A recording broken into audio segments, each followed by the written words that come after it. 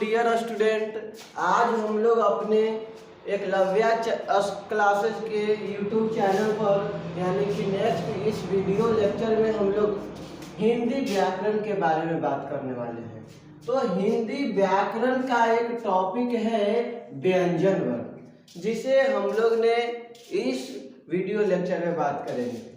तो व्यंजन वर्ण के बारे में हम लोग ने पढ़े थे इससे पहले वाले वीडियो लेक्चर में कि व्यंजन वर्ण कहा जाता है किसको।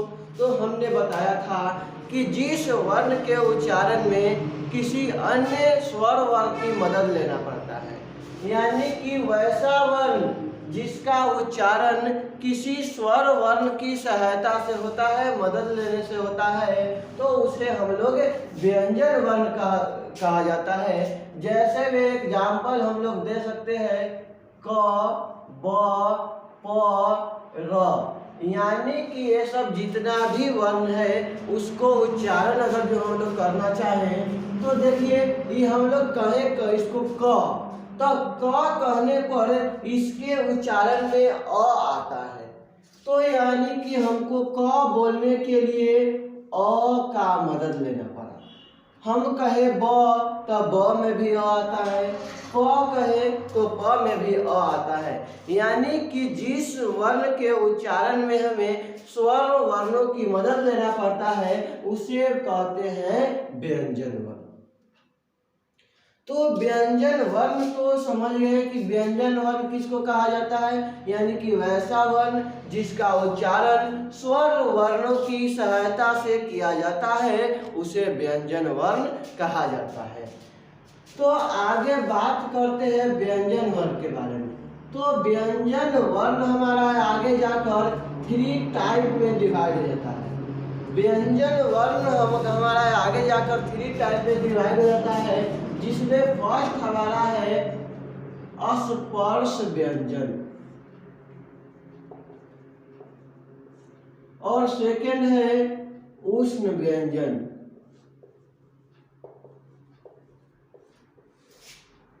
और फिर है अंतस्थ व्यंजन।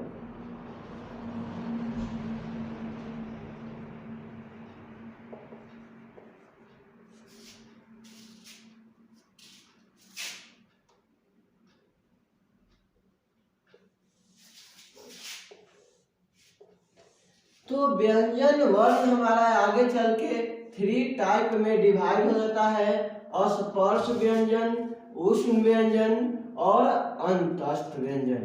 तो अगर हम कहें तो व्यंजन वर्ण, देखिए व्यंजन वर्ण को कहा जाए तो व्यंजन वर्ण 3 प्रकार के होता है, अस्पर्श व्यंजन, उष्ण व्यंजन और अंतस्थ व्यंजन।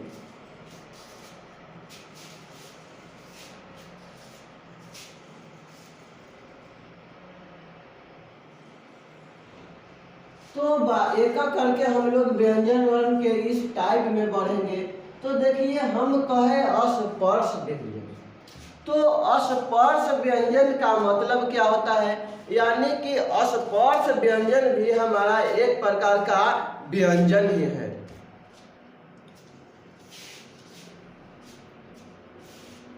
तो अस्पर्श व्यंजन का अगर डिफिनेशन कहा जाए तो देखिए हम लोग क्या कर सकते हैं।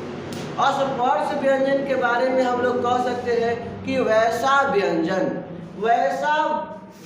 वर्ण जिसके उच्चारण में हमारी जो स्वर तंत्रियां होता है आपस में स्पर्श करता है, यानी कि जिस व्यंजन वर्ण के उच्चारण में हमारी स्वर तंत्रियां आपस में स्पर्श करता है उसी को हम कहेंगे स्पर्श व्यंजन। तो स्पर्श व्यंजन आपको देखिए याद करने की जरूरत नहीं है, नाम से ही पता चल रहा है स्पर्श व्यंजन। स्पर्श व्यंजन का मतलब क्या, तो कि आपस में स्पर्श करना यानी कि सटना। तो हम लोग कह सकते हैं कि वैसा व्यंजन वर्ण जिसके उच्चारण में वैसा व्यंजन वर्ण जिसके उच्चारण में जो हमारी स्वर तंत्रियां हैं आपस में स्पर्श करता है, सटता है, तो उसी को हम लोग कहेंगे स्पर्श व्यंजन। अगर हम लोग इसका एग्जाम्पल देना चाहें तो एग्जाम्पल इसका होता है क से लेकर म तक, यानी कि इस स्पर्श व्यंजन को हम लोग कह सकते हैं एग्जाम्पल में क से लेकर म तक, और इसकी टोटल संख्या होता है 25। तो स्पर्श व्यंजन के बारे में हम लोग जानेंगे कि स्पर्श व्यंजन किसको कहेंगे। वैसा व्यंजन वर्ण जिसके उच्चारण में हमारी स्वर तंत्रियां आपस में स्पर्श करता है, सटता है, उसी को कहेंगे स्पर्श व्यंजन। आगे हमारा नेक्स्ट है ऊष्म व्यंजन। तो ऊष्म व्यंजन किसको कहेंगे? तो देखिए ऊष्म व्यंजन में भी नाम से ही हमको पता चल रहा है कि ऊष्म माने उष्मा, ऊष्म माने उष्मा, यानी उष्मा का मतलब होता है गर्म। तो वैसा व्यंजन वर्ण जिसके उच्चारण में अंदर स्थित गर्म वायु, यानी कि जिस व्यंजन वर्ण के उच्चारण में हमारा शरीर से अंदर से गर्म वायु बाहर निकलता है, उसी को कहा जाता है क्या? ऊष्म व्यंजन। तो हम लोग इसका भी डिफिनेशन कह सकते हैं कि जिस व्यंजन वर्ण के उच्चारण में गर्म वायु बाहर निकलता है उसको कहेंगे ऊष्म व्यंजन। ऊष्म का मतलब है उष्मा, और उष्मा का अर्थ होता है गर्म। तो इसी से याद कर लेंगे कि जिस व्यंजन वर्ण के उच्चारण में गर्म वायु बाहर निकलता है उसको कहा जाता है ऊष्म व्यंजन। तो ऊष्म व्यंजन क्या होता है? जैसे में कहें तलावे स, मूर्धन्य स, दंत स और ह, ये 4 होता है ऊष्म व्यंजन। इसका ऊष्म व्यंजन की टोटल संख्या क्या है? तो कि हमारा 4 है। तो यह आपको याद हो गया। अब है हमारा अंतस्थ व्यंजन। अंतस्थ व्यंजन, तो अंतस्थ व्यंजन के क्या कहेंगे? तो अंतस्थ व्यंजन किसे का, इसका नाम से ही देखिए कहा अंतस्थ। अंतस्थ का मतलब अंदर। तो इसका हम लोग डिफिनेशन कह सकते हैं कि वैसा व्यंजन, यानी कि वैसा व्यंजन वर्ण जिसके उच्चारण में अंदर स्थित वायु, यानी कि हमारे शरीर के अंदर से वायु बाहर निकलता है, यानी कह सकते हैं कि जिस व्यंजन वर्ण के उच्चारण में अंदर स्थित वायु बाहर निकलता है उसी को कहा जाता है अंतस्थ व्यंजन।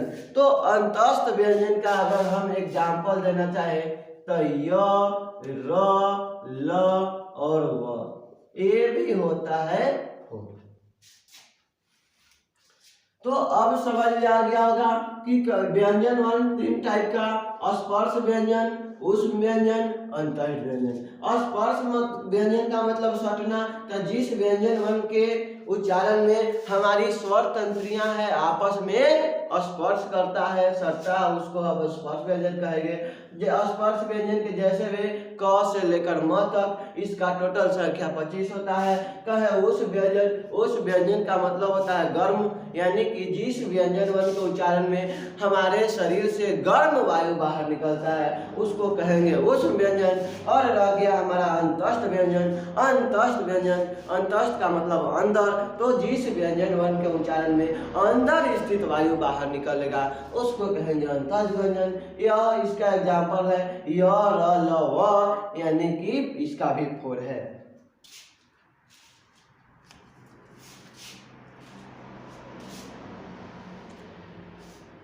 तो डियर स्टूडेंट, अगर हमारा इस वीडियो लेक्चर आपको पसंद आया है और यह व्यंजन वर्ग के बारे में डिटेल से आपको पता चला है, यह समझ में आया है, तो आप प्लीज हमारे इस वीडियो लेक्चर को अपने फ्रेंड के पास शेयर कीजिएगा।